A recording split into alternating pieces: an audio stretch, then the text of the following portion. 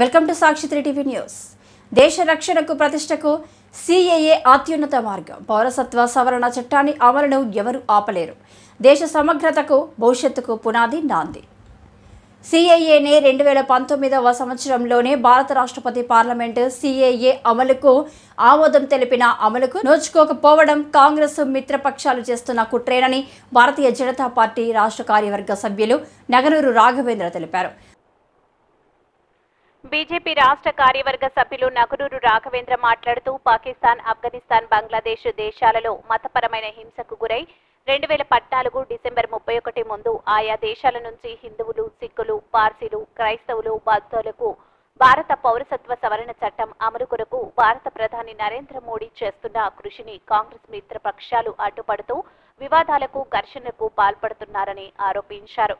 CAA అమలు ఏ వ్యక్తికో, ఏ మతానికో, ప్రాంతానికో కాదని దేశ సమగ్రతకు, భవిష్యత్తుకు పునాది అని భారత పౌరసత్వ సవరణ చట్టం అమలు చేసి తీరుతామని అన్నారు. అందరికీ నమస్కారం. భారత్ మాతకి జై. ముందుగా ఈరోజు చివరి దశ పోలింగ్ దగ్గర పడింది. ఆ తర్వాత భారతదేశ రాజకీయ పరిస్థితుల దృష్ట్యా భారతదేశ భవిష్యత్తుని నిర్దేశించినటువంటి 4వ తారీఖు ఫలితాలలో ఏ పార్టీ అధికారం చేయించుకుంటుంది, ఆ తర్వాత ఆ యొక్క పార్టీ యొక్క మేనిఫెస్టో ప్రకారంగా దేశ గమనం ఏ విధంగా ముందుకెళ్తుంది అనేది ప్రజల తీర్పుపై ఆధారపడి ఉంటుందని తెలియజేస్తాను. తర్వాత భారతీయ జనతా పార్టీ నాయకులుగా మేము అనేక కార్యక్రమాలని ఈ 10 సంవత్సరాల కాలంలో మేము అమలులోకి తీసుకొచ్చాము. వాటి ద్వారా భారతదేశ రూపురేఖల్ని, భారతదేశ ఆలోచన విధానాన్ని, తర్వాత భారతదేశ అభివృద్ధి గమనాన్ని మేము మార్చడం జరిగింది. అందులో భాగంగా ఈ దేశ చారిత్రక, సాంస్కృతిక అవసరాలలో భాగంగా ప్రధానమైనటువంటి ఎంతో కాలం నుంచి డిమాండ్ ఉన్నటువంటి సిఏఏ, సిటిజన్షిప్ అమెండ్మెంట్ యాక్ట్, ఈ యొక్క అమలుని మేము తీసుకురావడం జరిగింది. ఈ చివరి 10 సంవత్సరాల చివరి పాలన చివరి అంకంలో దీన్ని అమలులోకి తీసుకురాగలిగాము. ఇది ఈ యొక్క చట్టం తీసుకురావడంలో వచ్చే సమయంలో ప్రతిపక్ష పార్టీలు కేవలం అధికార పార్టీని విమర్శించడం కొరకు, లేదంటే ఒక వర్గపు మతపు సంబంధించిన వాళ్ళ ఓట్లని వారి వైపు తెచ్చుకోవడం కొరకు రెచ్చగొట్టే కార్యక్రమంలో భాగంగా ఈ చట్టం ముస్లింలకు వ్యతిరేకమైనటువంటి దుష్ప్రచారాన్ని, విషప్రచారాన్ని భారతదేశవ్యాప్తంగా మీడియా తీసుకొచ్చింది. మీడియాని వాడుకొని తీసుకొచ్చారు. ఇది అత్యంత అద్భుతమైన, దుర్మార్గమైనటువంటి, బాధ్యతమైనటువంటి చర్యని నిర్దేశిస్తున్నాము. ఎందుకంటే ఇది చారిత్రక అవసరం అనే విషయాన్ని మనం గుర్తించాలి.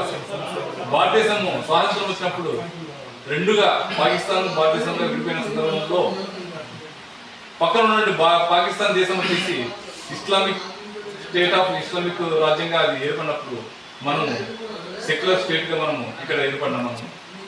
ఈ పరిస్థితుల్లో అక్కడ మన ఉమ్మడి అవిభక్త భారతదేశంలో మిగిలిపోయినటువంటి, పాకిస్తాన్లో మిగిలిపోయినటువంటి మన హిందువులు కానీ, ఇతర మతస్థులు కానీ, బుద్ధులు కానీ, వాళ్ళందరూ కూడా, మైనారిటీలందరూ కూడా ఆ యొక్క ప్రాంతంలో ఉండిపోవడం జరిగింది, ఆ దేశాల్లో ఉండిపోవడం జరిగింది.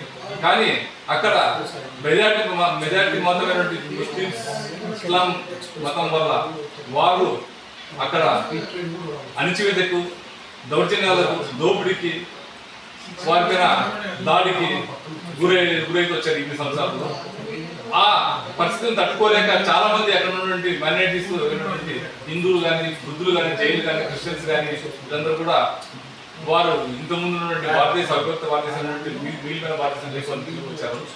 కానీ అక్కడ ఉన్నటువంటి సిటిజన్షిప్ అక్కడ బతకలేక, ఇక్కడికి వచ్చి ఇక్కడ సిటిజన్షిప్ లేక, ఇక్కడ కూడా వాళ్ళు అనేక రకమైనటువంటి బాధలు, సమస్యలు ఎదుర్కోవచ్చు. వాళ్ళు ఇక్కడ భారతీయ ప్రజలు కాదు కనుక ఈ సమస్యలను పరిష్కరించడం కొరకు మనము భారతదేశ బీజేపీ అధికారంలో ఉన్నటువంటి బీజేపీ ప్రభుత్వము ఒక ముఖ్యమైన చట్టం తీసుకురావడం జరిగింది. ఈ చట్టం ప్రధానంగా ఈ విధంగా తప్పని పరిస్థితుల్లో ఇక్కడ దేశానికి వచ్చినటువంటి ఈ మైనారిటీస్, మన ఇంతకుముందు అవిభక్త పాకిస్తాన్ కానీ, బంగ్లాదేశ్ కానీ, ఆఫ్ఘనిస్తాన్లో కానీ ఈ ప్రాంతంలో ఉన్నటువంటి ఈ మైనారిటీలందరినీ కూడా 5 సంవత్సరాల లోపల సిటిజన్షిప్ ఇచ్చేటువంటి హక్కుని ఈ చట్టం కల్పిస్తుంది. ఇది ఏ రకంగా మన భారతదేశంలో ఉన్న మైనారిటీలన్న ముస్లింలకు వ్యతిరేకమో నాకు అర్థం కావట్లేదు. ఇది విశ్వప్రదానం చేసినటువంటి ప్రతిపక్ష పార్టీలకు దుర్నీతికి ఒక నిదర్శనం చెప్తూ చేస్తున్నాము. కనుక మేము అమలు చేస్తామని చెప్తూ నా పేరు మురళి నాయుడు, ఓబీసీ మోర్చా రాష్ట్ర ప్రధాన కార్యదర్శి.